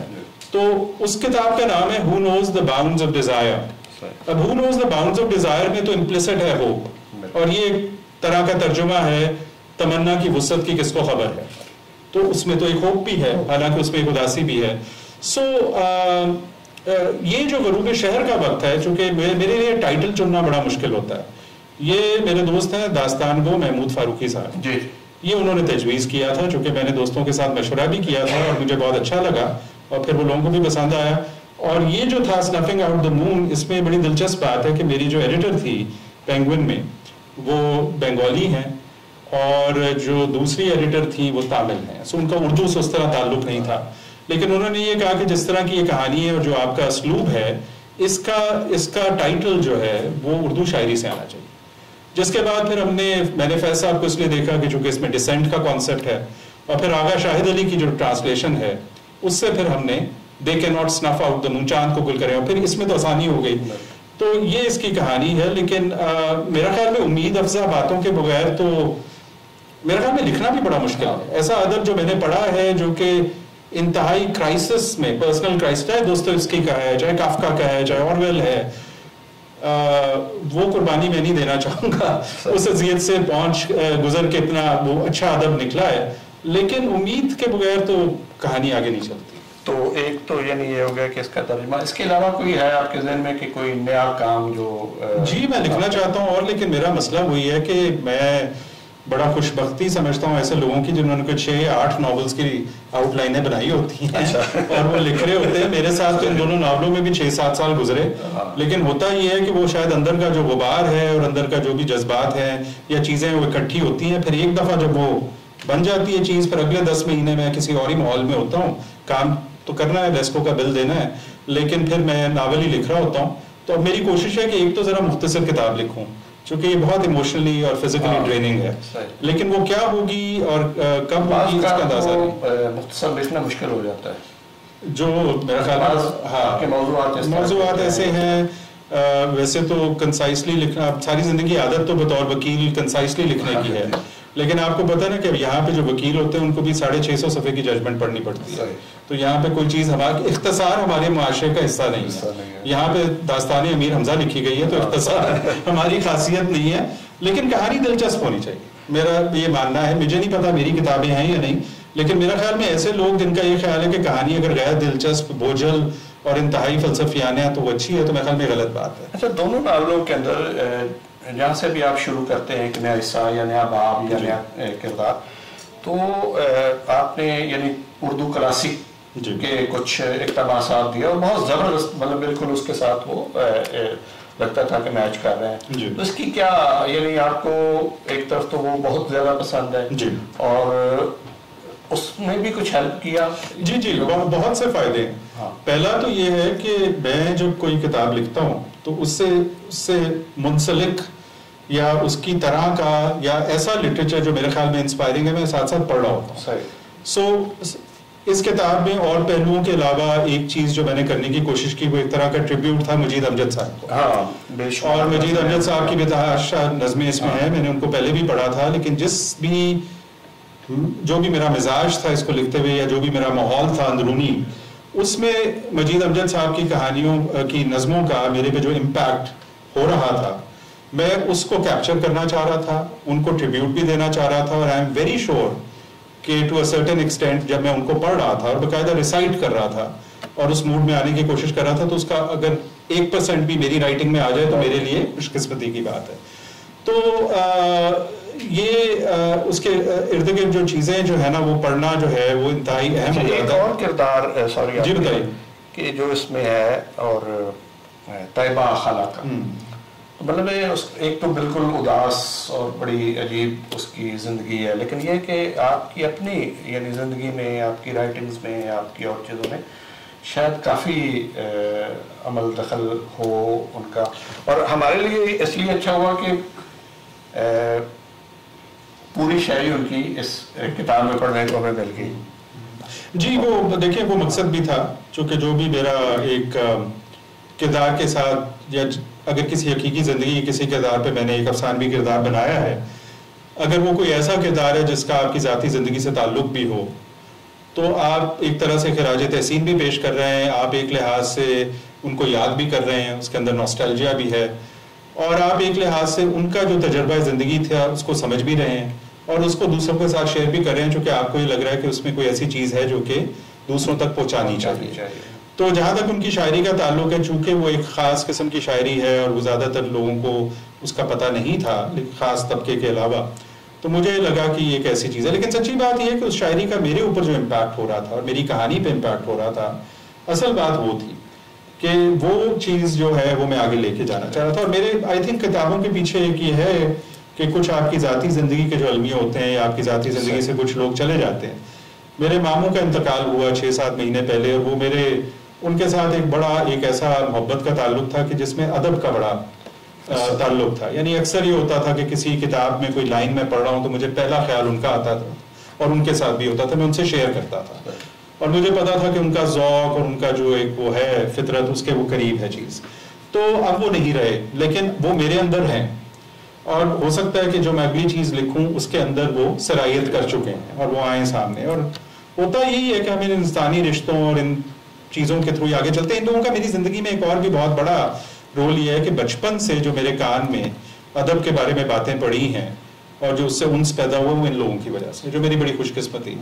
سو یہ پھر چیزیں there's a lot of the personal which also goes into this. میرے کیس میں ہے، مجھے نہیں پتا کہ باقیوں کے کیس میں ایسا ہے یا نہیں، لیکن میرے کیس میں ایسا ہوتا ہے. اچھا کچھ کردار ایسے بھی ہیں جو اصل زندگی سے ہیں، جن کا ظاہر ہے میں نام اس لیے نہیں بتاؤں گا کہ وہ میرے پہ پھر حتق عزت کا دعویٰ کریں گے جس کے لیے میں، لیکن آپ دیکھیں نا معاشرے میں آپ دانتے کی جو جہنم ہے اس میں آدھے لوگ تو وہ ہیں جس کا قرضہ اس نے دینا تھا. یہ تو ہوتا ہے، یہ تو ہوتا ہے. اچھا پہلے تو میں نے ایک نظم پڑھی تھی ان کی طیبہ عبیدہ صاحبہ کی، وہ پنجابی میں تھی، تو میں اپنی بات جو ہے ان کی ایک نظم اردو کی اس پہ ختم کرتا ہوں، لیکن ہم چاہیں گے کہ کچھ دوست کچھ سوالات آپ سے کریں. یہ ان کی ایک نظم ہے جی کہ یہ آج کون سی منزل پہ لے کے آئی حیات کہ روز و شب کے چلن پر سکوت طاری ہے. یہ آج کون سی منزل پہ لے کے آئی حیات کہ روز و شب کے چلن پر سکوت طاری ہے. کچھ اس طرح سے لٹی ہے متاع وحشت جاں کہ اب وہ جذب کی لذت نہ وہ کیف جنوں، نہ بے بسی کی اذیت نہ کوئی رنج زیاں، نہ آرزوئے مداوائے درد و تشنا لبی، نہ جاں کو آج خیال تلاش چارہ گری. پر یہ کیا ہوا کہ فسون جمال ٹوٹ گیا، نہ اضطراب نہ سودا نہ خستگی باقی. مجھے یقین تھا، میرے دل کو یہ تسلی تھی کہ مرحلہ غم دل کا اعتراض ہے جب تک میرے مزاج سے آشفتگی نہ جائے گی. سو یہ آشفتگی میں سمجھتا ہوں کہ اسامہ صدیق صاحب کی زندگی میں بھی آئی ہے، اور انہوں نے بھی ایک تخلیقی جو عمل ہے اس کو اپنی زندگی کا جزء لازم بنایا اور اسے لے کے آگے چل رہے ہیں. میں چاہوں گا کہ کچھ آپ صرف دو گزارشات اگر کر لوں، چونکہ آپ کے سوال کا جزوی جواب دیا تھا میں نے، اور یہ بات ہے میں چونکہ ہم کلاسیکی ادب کی بات کر رہے تھے، پھر میں ایک شاعری کی بات بھی کرنا چاہوں گا. جو میں نے 10 مختلف داستانوں سے اس میں حوالے دیے ہیں، جس میں عرب کی داستانیں بھی ہیں، فارس کی بھی ہیں، ہندوستان کی بھی ہیں، بیتال پچیسی بھی ہے اور سب کچھ. اس کی 3-4 وجوہات ہیں. ایک تو یہ کہ میری اپنی جو نشو نما ادبی طور پہ ہوئی ہے اس میں ان داستانوں کا اور قصوں کا بڑا عمل دخل ہے.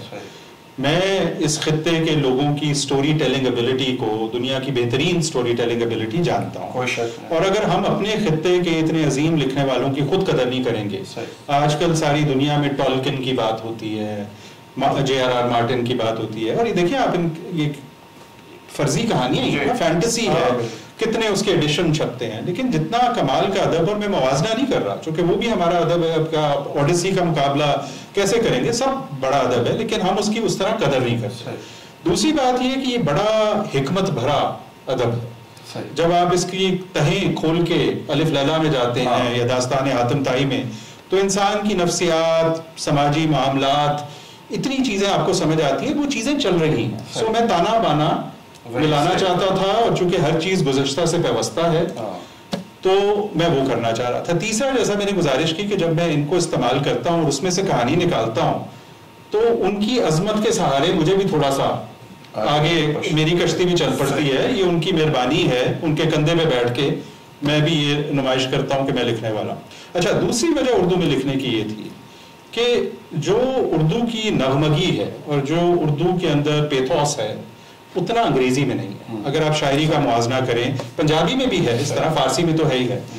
تو میں کتاب کے دوران چونکہ میرا مزاج اور جس ماحول جس میں گزر رہا تھا، جس طرح کے کرداروں کی بات کر رہا تھا اور ایک اداسی تھی، میں شاعری کا استعمال کرنا چاہ رہا تھا. اب جو بھی ہے جیسا بھی، میں نے اس شاعری کی جو اس کتاب میں ہے انگریزی میں ترجمہ کیا ہے، اور میں نے سلیم الرحمان صاحب کو دکھایا ہے، اور میں کم از کم وہ اس کی اصلاح انہوں نے کی ہے، لیکن جو بات اردو کی ہے وہ نہیں ہے. سو میں اس دفعہ ایسی چیز لکھنا چاہ رہا تھا جس میں لاہور کا مزاح آ سکے، اردو شاعری کی نغمگی ہو، اور ہماری داستانوں کی جو روانی ہے.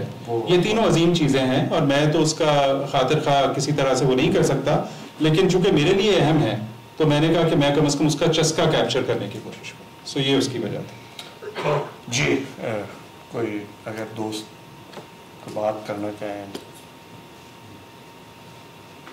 جی سر، آپ نے پہلا ناول انگلش میں لکھا، پھر جو آپ کا سیکنڈ ناول ہے وہ اردو میں ہے. جی، تو آپ کو ڈکشن کے حوالے سے کس ناول میں زیادہ چیلنجز کا سامنا کرنا پڑا؟ میرا خیال تھا کہ اردو میں زیادہ ہوگا. اس کی وجہ یہ ہے کہ میری جو اعلیٰ تعلیم اور پھر وکالت کا شعبہ اور پھر اس کے بعد پروفیسری اور پالیسی کا کام سب انگریزی میں ہے. لیکن خوش قسمتی سے جب میں نے لکھنا شروع کیا، اور مجھے بالکل یہ زوم نہیں ہے کہ میں کوئی بہت اہل زبان ہوں اور یا میری گرفت اردو پہ اس طرح کی ہے، لیکن جب میں نے لکھنا شروع کیا تو وہ لکھا گیا. اور اب میری ہر وقت کوشش یہ ہے کہ میں جب اردو کا کام کروں تو میں اردو میں ہی کروں. میں نے اردو میں ولاگ بھی کرنے شروع کیے ہیں، کہ 30 کے قریب کر چکا ہوں، جس میں عالمی ادب پہ کرتا ہوں، لیکن وہ اردو میں خاص اس لیے کرتا ہوں کہ مجھے لگتا ہے کہ اردو میں بہت سے لوگوں تک جو انگریزی سے جن کا وہ تعلق واسطہ نہیں ہے، ان کو اس کتاب کا پتہ چلنا چاہیے، اور مجھے مزہ آتا ہے کرنے کا. سو مجھے واقعی مسئلہ نہیں ہوا اس طرح سے. لیکن اگر مجھے تھوڑا سا سلائٹ ایڈوانٹیج ہے فوری طور پہ زبان کا، تو وہ شاید انگریزی میں ہے. ایک بات اور ہے، اس پہ بہت ڈیپینڈ کرتا ہے آپ لکھ کیا رہے. اگر آپ ایک ایسی چیز لکھ رہے ہیں جس میں خاص قسم کی تکنیکی اصطلاحات کا استعمال ہے، اور ایک خاص قسم کی چیز لکھ رہے ہیں تو شاید انگریزی کا ذخیرہ زیادہ وسیع ہے. کچھ اور طرح کی چیزیں جب آپ لکھ رہے ہیں خاص طور پہ جس میں ایموشن نوسٹیلجیا ہے تو شاید اردو کا زیادہ ہے. لیکن ایسا نہیں ہے کہ اردو کا ذخیرہ وسیع نہیں ہے. مجھے معلوم نہیں ہے, میری کم علمی ہے. اردو کا ذخیرہ انتہائی وسیع ہے اور اس کا مجھے اندازہ اس طرح ہوتا ہے, بٹ میری کم علمی ہے.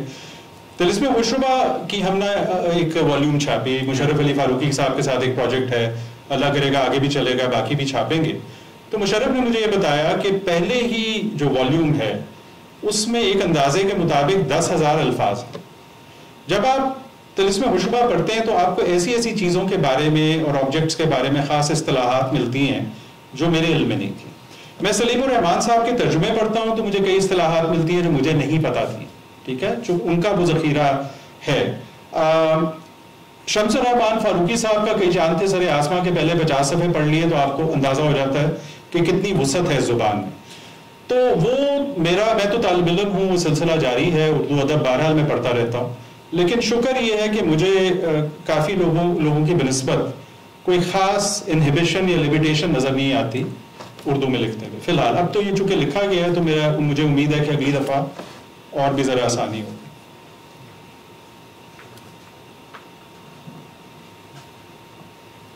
اچھا, ایک ویسے ہی ایک سوال تو تھا کہ جب آپ نے انگریزی ناول کو اردو میں اس کو آپ نے ٹرانسلیٹ نہیں کیا, نہیں, لیکن اب آپ اردو کو والے کو انگریزی میں لیکن ٹرانسلیٹ کر رہے ہیں. جی, تو یہ کیا؟ ہاں نہیں, اچھا سوال ہے. تو کھلا تضاد ایک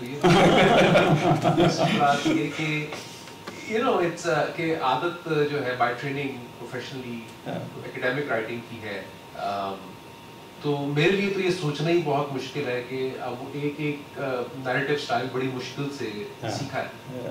تو اس نیریٹو سٹائل کو اور اس کا ایک آرگومنٹیشن اور اپنا اسٹرکچر ہے, تو اس سے نثر میں تخلیقی نثر میں منتقل مطلب جو ٹرانزیشن کرنا ہے, ہاؤ ڈیفیکلٹ از دیٹ؟ مطلب اور جب آپ کو ایسا تو نہیں کہ اب آپ بالکل پروفیشنلی وہ چیزیں نہیں دکھ رہے, رائٹ؟ سو یہ جو دونوں بہت مختلف قسم کے نیریٹو اسٹائل ہیں, اسٹرکچرز ہیں, اس میں شکل جب آپ کرتے ہیں, how difficult is that to maintain that?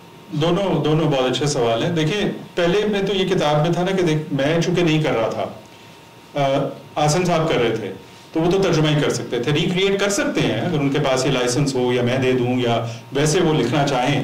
لیکن وہ تو پروجیکٹ ہی ٹرانسلیشن کا تھا, چونکہ تحریر ان کی اپنی نہیں تھی, وہ میری تحریر کو اردو میں ڈھال رہے تھے. اور تب فرینکلی ہم نے ریکریشن کا سوچا بھی نہیں, چونکہ ایک متن موجود ہے اور اس کو انگریزی میں لانا ہے. اب چونکہ میری اپنی کتاب تھی تو مجھے ایک چیز کا یہ تو احساس تھا کہ آپ ترجمہ جب کرتے ہیں نا, something is always lost in translation, چونکہ you are trying to be incredibly loyal to the text itself. ترجمے کے بہت سے اسٹائل ہیں, فلسفے ہیں, ضروری نہیں کہ وہ لفظی ہو, یہ آئی انڈرسٹینڈ آل دیٹ, لیکن پھر بھی کچھ کنسٹرینٹس ہیں.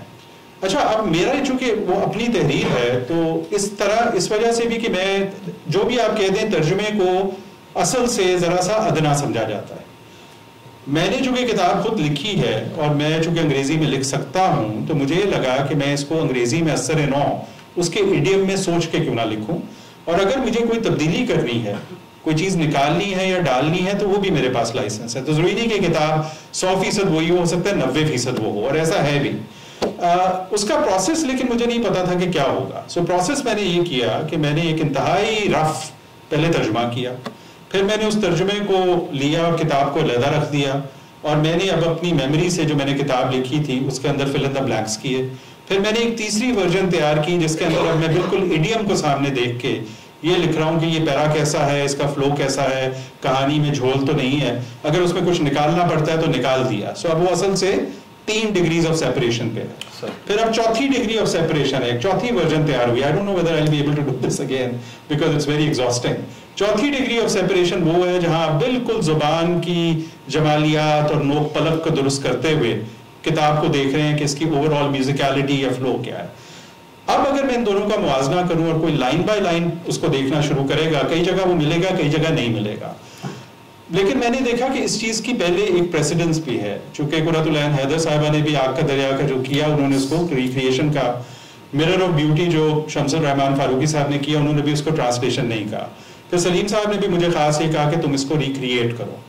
تو یہ چکر ہے. اگر میں کسی کی کتاب کو انگریزی میں ڈال رہا ہوں تو شاید اس کو ترجمہ ہی کہوں, اب یہ کسی ترجمے سے کس حد تک مختلف ہوگا آئی ڈونٹ نو, یہ تو کوئی شاید ایکسٹرنل ہی بات یہ بتا سکے گا. اچھا مجھے دوسرے سوال پہ میں آتا ہوں. میں اب بھی کافی لیگل رائٹنگ کرتا ہوں, کانٹریکٹ تو اتنے نہیں بناتا لیکن باقاعدہ قانون لکھتا ہوں اور پالیسیز لکھتا ہوں, اور اس کا بالکل ایک ڈفرینٹ پیراڈائم ہے. مجھے یہ بڑا خطرہ لگتا تھا ہمیشہ سے کہ میں لکھ ناول رہا ہوں اور لگے گا کہ جیسے میں کوئی قانونی بریف لکھ رہا ہوں, ٹھیک ہے, وہ تو بڑی بورنگ ہو جائے گی چونکہ لیکن سم ہاؤ ہوا نہیں. It turns out کہ my mind has always been operating at two very different levels. میں ایک طرف ریسرچ ٹائپ ذہن میرا ہے, فٹ نوٹ کہاں دینا ہے, آرگومنٹ کیسے فارم کرنی ہے, پہلی 2 کتابیں بھی قانونی تھیں, اور میں لکھتا ہوں. جب ابھی پرسوں ہی میں نے کوئی اگریمنٹ لکھا ہے تو بالکل ڈفرینٹ ایک چیز ہے. ہر جگہ آپ یہ سوچ رہے ہیں کہ میرے ساتھ دھوکہ کہاں ہوگا اور عدالت جائیں گے تو کیا ہوگا, very different set of skills. لیکن فکشن میں نے سم ہاؤ سب کانشیسلی یہ سیکھ لیا کہ میں نے اپنے دماغ کو ان چیزوں سے آزاد کرنا ہے. میں نے کہانی کو اور زبان کی خوبصورتی کو اور اس کی جو ریزوننس ہے اور کان میں لفظ کیسے پڑتا ہے اور استعارہ کیا استعمال کرنا ہے اور امیجری کیا کریٹ ہو رہی ہے, یہ پرائم چیزیں ہیں اور یہ میں نے لے کے آگے چلنی ہیں. سم ہاؤ ان پیرالل یہ ہو رہا ہے. میرے پاس کوئی خاص اس کا جواب نہیں ہے کہ میں کر پایا ہوں یا نہیں, لیکن وہ یہ دونوں پیرالل چیزیں ایگزسٹ کر رہی ہیں. میں حالانکہ ابھی بھی وہ دوسرا کام کر رہا ہوں, لیکن فکشن پہ it's almost as if I put on very different set of glasses. جی great session Osama Siddique as always. 2 چیزیں, ایک جو ارحان پامک کی کتاب ہے مائی نیم از ریڈ, تو وہ ٹرکش تھی اور پھر اس کی ٹرانسلیشن انگلش میں ہوئی, تو جو نوبل پرائز ملا تھا وہ ٹرکش والی کو ملا تھا یا ٹرانسلیشن کو؟ نہیں, نوبل پرائز میں وہ میرا خیال میں اس طرح زبان کو نہیں دیکھتے, وہ آپ کے باڈی آف ورک کو دیکھتے ہیں. ظاہر ہے اس میں انہوں نے ریویوز جب دیکھے تو ترکی میں جنہوں نے پڑھا تھا انہوں نے بھی کیے, لیکن زیادہ تر تو لوگ ٹرانسلیشن میں ہی پڑھتے ہیں, چاہے فرینچ ہو یا وہ ہو. سو اس میں اس طرح وہ یہ ڈسٹنکشن نہیں کرتے کہ اس کے ترجمے کو ہم نے دیا, وہ تو ان کی آؤٹ پٹ کو دیتے ہیں جو کہ اوریجنل ٹرکش میں ہے, جو آئی بلیو ابراہیم کدارے کی البینین میں ہے, جو ہوزے ساراماگو کی پرتگالی میں ہے.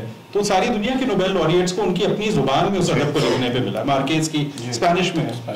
دوسرا آپ نے کہا کہ شہر جو ہیں ان کے عروج و زوال ہوتے ہیں, مگر کچھ شہروں کو کہتے ہیں اٹرنل ہے, جیسے روم از اٹرنل.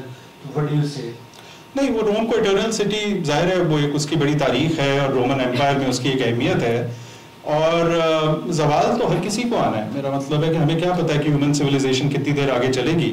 ویسے بھی اگر آپ روم کی گلیوں کی صفائی کی صورتحال دیکھیں تو اٹرنل سٹی نہیں لگتی, لیکن ہے کہ خوبصورت بہت ہے, اور اس طرح کے دنیا کے بہت سے بڑے شہر ہیں. لیکن دیکھیں نا آپ, مجھے اب اتفاق ہوا, اب ذرا ٹائم سپین چینج کرتے ہیں کہ میں اتفاق ہوا عراق جانے کا, تو I went to the great ruins of the city of Uruk, جہاں پہ کہتے ہیں کہ میسوپوٹیمین کونیفارم رائٹنگ انوینٹ ہوئی تھی. تو وہاں ٹیلے ہیں اور ایک صحرا ہے جس میں 50 ڈگری سینٹی گریڈ ٹیمپریچر ہے, اور وہ کونیفارم ٹیبلٹس کے ٹکڑے ہیں جو کہ زمین پہ پڑے ہوئے ہیں. That's all that remains. And Babylon چلے جائیں, یہی ہے. الٹیمیٹلی تو ہر شہر اور ہر سویلائزیشن کی ایک عمر ہے, اور انسانی تہذیب کی اپنی عمر کیا ہے, 8-9 ہزار سال ہے. اب وہ ترکی کے اندر کچھ انہوں نے مزید ڈگنگز کر رہے ہیں جس سے تھوڑی سی اور پیچھے چلی جائے گی. سو ہر شہر کو زوال ہے, ہر شہر کو زوال ہے. انسان کائنات کو زوال ہے.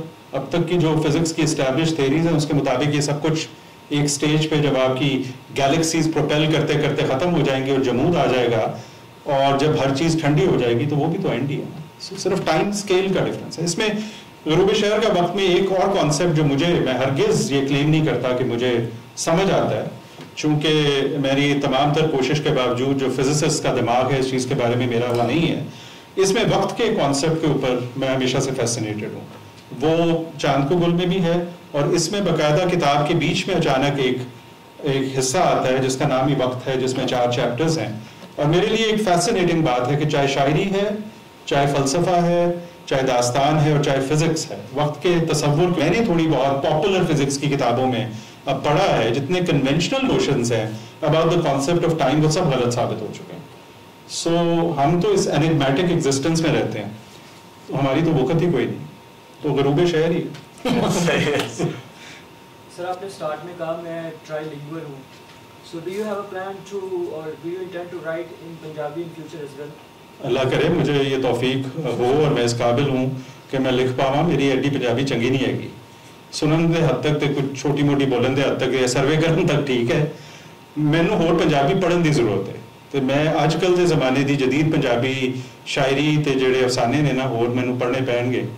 ਮੈਂ 2-4 ਕਿਤਾਬਾਂ ਪੜ੍ਹੀਆਂ ਨੇ, ਜ਼ਿਆਦਾ ਮੈਂ ਥੋੜ੍ਹਾ ਬਹੁਤ ਕਲਾਸਿਕੀ ਪੰਜਾਬੀ ਦੀ ਸ਼ਾਇਰੀ ਪੜ੍ਹੀ ਹੈ। ਉਹ ਵੀ ਜਦੋਂ ਤੁਸੀਂ ਬਾਬਾ ਗੁਲਾਮ ਫਰੀਦ ਦੀ ਪੜ੍ਹੋ ਤੇ ਬੜੀ ਔਖੀ ਤੇ ਪੁਰਾਣੀ ਸ਼ਾਇਰੀ ਹੈਗੀ ਹੈ, ਠੀਕ ਹੈ ਨਾ। ਸ਼ਾਹ ਹੁਸੈਨ ਤੇ ਬੁੱਲੇ ਸ਼ਾਹ ਫਿਰ ਵੀ ਕੁਝ ਸਮਝ ਆ ਜਾਂਦਾ ਹੈ, ਲੇਕਿਨ ਕੋਸ਼ਿਸ਼ ਤੇ ਹੈ ਜੇ ਮੈਂ ਕੁਝ ਲਿਖ ਪਾਵਾਂ। ਅੱਛਾ, ਦੂਜਾ ਬਹੁਤ ਬੜਾ ਮਸਲਾ ਹੈਗਾ, ਤੁਹਾਨੂੰ ਇਹ ਪਤਾ ਕਿ ਕਿਤਾਬਾਂ ਲਿਖਣ 'ਚ ਕੋਈ ਪੈਸੇ ਪੂਸੇ ਤਾਂ ਕੋਈ ਨਹੀਂ, ਨਾ ਹੋਣੇ ਨੇ ਅੱਗੇ ਵੀ, ਠੀਕ ਹੈ। ਚਲੋ ਮੈਂ ਤਾਂ ਉਸ ਮਕਸਦ ਲਈ ਲਿਖਦਾ ਵੀ ਨਹੀਂ, ਲੇਕਿਨ ਇਹ ਗਲਤ ਗੱਲ ਹੈਗੀ ਹੈ। ਸਾਨੂੰ ਇਸ ਮੁਲਕ 'ਚ ਜਿਹਦੇ 'ਚ 25 ਕਰੋੜ ਲੋਕੀ ਰਹਿੰਦੇ ਨੇ, 1000 ਅੰਗਰੇਜ਼ੀ ਦੀ ਕਿਤਾਬ ਵੇਚਣ ਲਈ ਪਾਪੜ ਬੇਲਣੇ ਪੈਂਦੇ ਨੇ ਤੇ 500 ਉਰਦੂ ਦੀ, ਤੇ ਹੁਣ 250 ਪੰਜਾਬੀ ਦੀ ਜਿਹੜੀ ਹੈ ਨਾ, ਤੇ ਤੁਹਾਡਾ ਪੂਰਾ ਸਾਲ ਲੱਗ ਜਾਂਦਾ ਹੈ ਤੇ ਤੁਹਾਡੇ ਜਿਹੜੇ ਨੇ ਨਾ ਕੁੱਤੇ ਫੇਲ ਹੋ ਜਾਂਦੇ ਨੇ ਲਿਖਦੇ। ਤੇ ਇਹ ਬੜਾ ਔਖਾ ਕੰਮ ਹੈ, ਲੋਕਾਂ ਨੂੰ ਅੰਦਾਜ਼ਾ ਨਹੀਂ ਹੈ। ਇਕੱਲੇ ਤੁਸੀਂ ਬੈਠੇ ਹੋ, ਤੁਹਾਡੀ ਦਿਮਾਗੀ ਤੇ ਜ਼ਹਿਨੀ ਕੈਫੀਅਤ ਜੋ ਮਰਜ਼ੀ, ਕਲਬੀ ਕੈਫੀਅਤ ਹੈਗੀ ਹੈ, ਦਿਲੀ ਕੈਫੀਅਤ, ਤੁਸੀਂ ਲਿਖ ਰਹੇ ਹੋ, ਫਿਰ ਤੁਹਾਨੂੰ ਕੋਈ ਇੱਕ ਐਡੀਟਰ ਨਹੀਂ ਕੰਮ ਦਾ ਪੂਰੇ ਮੁਲਕ 'ਚ, ਠੀਕ ਹੈ ਨਾ। ਫਿਰ ਸਾਡੇ ਜਿਹੜੇ ਬੇਲੀ ਜਾਂ ਸਾਥੀ ਉਰਦੂ ਵਾਲੇ ਹੈਗੇ ਨੇ, ਮੈਨੂੰ ਤਾਂ ਖੈਰ ਮੇਰਾ ਤਜਰਬਾ ਬੜਾ ਚੰਗਾ ਹੈ, ਕਿਉਂਕਿ ਮੈਂ ਬਜ਼ੁਰਗਾਂ ਕੋਲ ਵੀ ਗਿਆ ਤੇ ਦੂਜੇ ਲੋਕਾਂ ਕੋਲ ਵੀ ਗਿਆ, ਤੇ ਅਕਸਰ ਲੋਕਾਂ ਨੇ ਹੌਸਲਾ ਅਫਜ਼ਾਈ ਕੀਤੀ ਤੇ ਕੋਈ ਨਾ ਕੋਈ ਚੰਗਾ ਮਸ਼ਵਰਾ ਹੀ ਦਿੱਤਾ। ਲੇਕਿਨ ਤੁਸੀਂ ਵੈਸੇ ਲਿਖਣ ਵਾਲਿਆਂ ਦੇ ਹਲਕੇ ਜਾਓ ਤੇ ਜ਼ਿਆਦਾਤਰ ਲੋਕੀ ਇੱਕ ਦੂਜੇ ਦੇ ਪੈਰੀ ਨੇ, ਤੇ ਮੇਰੀ ਕੋਸ਼ਿਸ਼ ਹੁੰਦੀ ਹੈ ਕਿ ਮੈਂ ਹਲਕਿਆਂ ਕੋਲੋਂ ਦੂਰ ਹੀ ਰਵਾਂ, ਨਹੀਂ ਤੇ ਅਦਬ ਨਾਲ ਮੇਰਾ ਸ਼ਗਫ ਮੁੱਕ ਜਾਏਗਾ। ਤੇ ਇਹ ਈਕੋਸਿਸਟਮ ਹੈਗਾ ਜਿਹਦੇ ਵਿੱਚ ਅਸੀਂ ਲਿਖਦੇ ਹਾਂ। ਤੇ ਪੰਜਾਬੀ ਲਿਖਦੇ ਮੈਂ ਕਿਆ ਹੀ ਨਾ ਹੋ ਜਾਵਾਂ, ਤੇ ਕੋਸ਼ਿਸ਼ ਹੈਗੀ ਹੈ, ਦੇਖਦੇ ਹਾਂ।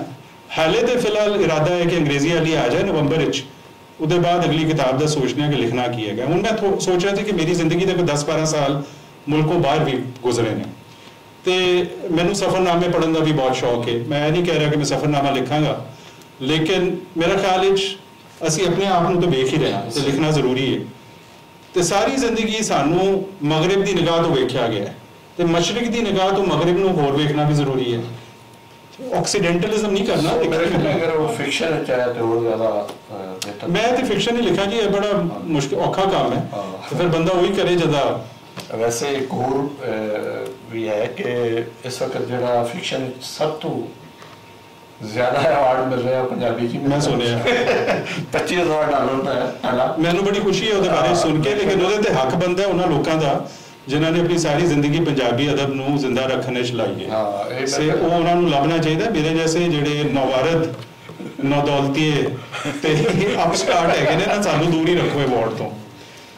ਅਸੀਂ ਇਹ ਥੋੜੀ ਬਹੁਤ ਚੀਜ਼ਾਂ। ਲੇਕਿਨ मैं एक चीज़ ਤੁਹਾਨੂੰ ਦੱਸਾਂਗਾ, ਇੱਥੇ ਨਾ ਬੜੀ मनफियत भी है, there's a lot of negativity ना। हर वक्त आप पूछे लोगों से, मेरा तजर्बा जैसी भी मैंने किताबें लिखी हैं और जो भी हमारा माहौल है, हर वक्त हम वो बात करते हैं, मेरा तजर्बा मुस्बत रहा है। मैं आपको बताता हूँ, मेरे ख्याल में मुस्बत बात करनी चाहिए। लाहौर में पिछले 5-6-7 साल में 3-4 लिटरेरी फेस्टिवल शुरू हो गए। मैं अपनी किताबों के सिलसिले में 2017 के बाद अब ये कोई 70-75-80 जगहों पे जाके उस पर बात कर चुका हूँ, और किसी भी जगह मैंने दरख्वास्त नहीं की, आप जैसे लोगों की मोहब्बत थी, आपने बुलाया। यूनिवर्सिटियों कॉलेजों की मैं बात कर रहा हूँ, हर जगह कोई लिटरेरी सोसाइटी है, 4 पढ़ने वाले। इंटरनेट के तुफैल मुझे पूरे मुल्क से, छोटी जगहों से, खास तौर पे शहरों से कोई ना कोई दोस्त लिखने वाला राब्ता करता है, कोई किताब मंगवा रहा है दस्तखत करवा के, तो कोई वैसे कोई बात कर रहा है। रीडरशिप भी आपको मिल जाती है। रीडिंग्स और बुक कॉर्नर जैसे इदारे, हर कोई कहता है कि ये मसला नहीं, उनका कारोबार मुसलसल बढ़ रहा है। किताब छपती कैसी है, इस पर मैंने बड़ी खास कोशिश की कि किताब खूबसूरत भी होनी चाहिए। किताब खूबसूरत होगी, लोग अट्रैक्ट होंगे। ये जो स्नफिंग आउट द मून का एडिशन है, ये पाकिस्तानी है। अगर आप इसका मुआजना करें अब इस वक्त पेंगुइन के एडिशन से, तो 19-20 का फर्क भी नहीं है, तो हम वो क्वालिटी छाप भी सकते हैं, ठीक है। मेरी अगली किताब के अंदर आर्ट वर्क भी है, ये चीज़ें भी हैं। तो इंस्टाग्राम के ऊपर बच्चे हैं जो कि इंस्टाग्रामर, बुकस्टाग्रामर्स कहलाते हैं। वो हर कोई दूसरे-तीसरे हफ्ते कोई किताब के इर्द गिर्द कोई गाना, कोई उसमें फुलझड़ियाँ, तितलियाँ वो भेज देते हैं, ठीक है। उनको ये तरीका है किताब को सेलिब्रेट करने का। मैं कहता हूँ कि इसके अंदर किसी किस्म की स्नॉबरी नहीं होना चाहिए। कोई शख्स जो किताब के साथ इंगेज कर रहा है, किसी भी लेवल पे कर रहा है, उसको आप अपना हाथ आगे बढ़ाएं और उसको किताब की तरफ माइल करें। तो मेरा तजर्बा इस तमाम इन्हतात के बावजूद और गुरूब शहर के बावजूद ये है कि पॉजिटिव है। अगर वो पॉजिटिव एनर्जी मुझे ना मिलती और वो थोड़ी बहुत पजीराई ना मिलती, तो फिर बहुत मुश्किल हो जाता है। सो मेरा ये ख्याल है कि अगर कोई वाकई सदके दिल से लिखना चाहता है और सब कुछ करना चाहता है और वो अपने माशी मामलात का कुछ ना कुछ हल कर लेता है, تو ایسا نہیں ہے کہ پڑھنے والے نہیں ہیں. ہم نے خود ریڈرشپ کو کریٹ آگے نہیں کیا, لیکن اب 0.1% آف دا پاپولیشن بھی اگر اس ملک کی کتاب خریدنے والے کی طرف آپ لے آئیں تو آپ دیکھیں مارکیٹ کتنی بڑی ہے, اور پیسے بنا رہے ہیں کتاب بیچنے والے, ایسا نہیں ہے کہ نہیں بنا رہے. اگر کوئی آپ کو کہتا ہے کتاب نہیں بکتی تو وہ بات درست نہیں ہے. تمام مارکیٹنگ نہ ہونے کے باوجود کتاب بکتی. Amazon پہ بھی بچے, Amazon پہ تو چلے آپ باہر سے منگواتے ہیں نا, مہنگی پڑتی ہے, لیکن بہت سے جو جن کے پاس کتابوں کی دکانیں نہیں تھیں, آن لائن ہونے کی وجہ سے اب اتنا آسان ہے. بک کارنر والوں کا سارا کاروبار آن لائن سے پھیلا, وہ تو ریٹیل کی طرف آپ آئیں, ریڈنگز وغیرہ سب کچھ, تو کاسٹ نیچے چلے گئی ہے, وہ آپ کی اوور ہیڈ کاسٹ نیچے چلی گئی ہے. سو آئی تھنک حالانکہ کاغذ سستا نہیں کرتی سرکار, اور والیوم نہیں ہے. دیکھیں انڈیا میں فرق یہ ہے کہ والیوم ہے. اگر آپ کی 10,000 20,000 کتاب بکتی ہے نا کسی کی, تو اس سے کاسٹ نیچے بہت چلی جاتی ہے. اب 1,000-2,000 کے اوپر آپ کاسٹ کہاں لے کے جائیں گے, لیکن 1,000-2,000 والے پیمانے پہ میں بیسٹ سیلر ہوں, اتنا میں آپ کو بتا. تو ٹھیک ہے جو ہے سو. جی اور جی thank you Dr. Sir. G G. Having studied with you, having known you for some time, مجھے یاد ہے آپ لمس میں ریڈنگ سرکل بھی آرگنائز کیا کرتے تھے, and I remember that one of the first books that we discussed was actually A Suitable Boy. G. So would it be wrong, first of all, would it be wrong for me to say that you do have a certain liking for tomes, for voluminous novels? اور اس سے جڑا جو میرا سوال ہے وہ یہ ہے کہ آپ نے ظاہر ہے پڑھا تو سب بہت کچھ ہے, آپ شارٹ سٹوریز یا ایون شاعری کی طرف آپ نے کبھی سوچا ہے کہ آپ اس کے اوپر بھی کچھ لکھیں گے یا اس فارم کو بھی آپ ٹرائی کریں گے؟ میں نے اپنی جوانی میں بہت بری شاعری لکھی ہے, انگریزی میں لکھی, اور چونکہ میں راوی کا جوائنٹ ایڈیٹر تھا 2 سال تو خود چھاپی بھی, اس کے بعد نیوز اخبار کا میں فیچر ایڈیٹر تھا, وہاں بھی چھاپی. دیکھیں جو پروز ہے نا, جو فکشن ہے اس میں جو پروز ہے اس میں بھی یو کین بی لیریکل اور لیس لیریکل, رائٹ. سو میری یہ کوشش تو ضرور ہے کہ میں جو میرا اسلوب جو ہے یا جو ٹرن آف فریز ہے اس میں ایک لیریسزم ہو, اس لیے اردو کی طرف گیا. شاعری ایک بالکل ڈفرینٹ جانرا ہے, بہت مشقت مانگتا ہے اور کرافٹ بھی بہت زیادہ مانگتا ہے. میری جو دلچسپیاں ہیں لکھنے کی, اس میں بہت زیادہ دلچسپی کچھ موضوعات پہ لکھنا ہے, چاہے اس میں ہسٹری ہے یا ایپکس ہیں یا فلسفہ ہے. اس میں پھر شاعری ذرا ایز اے فارم محدود ہو جاتی ہے, ٹھیک ہے. اور میرا نہیں خیال میں اتنا ٹیلنٹڈ بھی ہوں, ہوتا تو شاید میں کوئی بہت اچھی نظمیں لکھ چکا ہوتا. اس زمانے BA کے زمانے کی جو چیزیں ہوتی ہیں اس کے لحاظ سے شاید بری نہیں ہوں گی, لیکن شارٹ سٹوری کا جہاں تک تعلق ہے یہ دلچسپ بات ہے. میں شارٹ سٹوری بھی, اور خاص طور پہ اردو کا افسانہ میں نے اپنی طرف سے کوشش کی ہے جتنا پڑھ سکوں پڑھوں, اور شارٹ سٹوری بھی بالکل ایک ڈفرینٹ فارم ہے. اچھی شارٹ سٹوری لکھنے والا ضروری نہیں کہ اچھا ناولسٹ بنے, اینڈ وائس ورسا, بالکل ڈفرینٹ چیز ہے. دلچسپ بات یہ ہے کہ افسانہ جو ہے نا وہ somehow اس کی مارکیٹ ناول سے بھی کم ہے. ناول ساری دنیا میں اس وقت پھیل رہا ہے, somehow this is a form. میری خیال میں اس کی وجہ شاید یہ ہے کہ آپ چھوٹا ناول بھی لکھ سکتے ہو, بڑا بھی لکھ سکتے ہو, اور آپ اس کے اندر بہت انوویشن کر سکتے ہو. جو پوسٹ ماڈرنسٹ ناول ہے اس میں تو بہت کچھ ہو رہا ہے. شارٹ سٹوری میں آپ کے پاس وہ کرنے کی اتنی گنجائش نہیں ہے. ایک زمانہ تھا جب افسانہ اردو میں بھی بہت بڑا تھا اور شارٹ سٹوری باہر بھی بڑی تھی, اب اتنی نہیں ہے. اچھا آپ پبلشرز کے پاس جائیں, باہر کے پبلشرز کے پاس جو کتاب سب سے کم بکتی ہے پبلشر کو بیچنے کے لیے بھی ہے وہ شاعری اینڈ شارٹ سٹوری ہے. ناول پھر بھی بک جاتا ہے.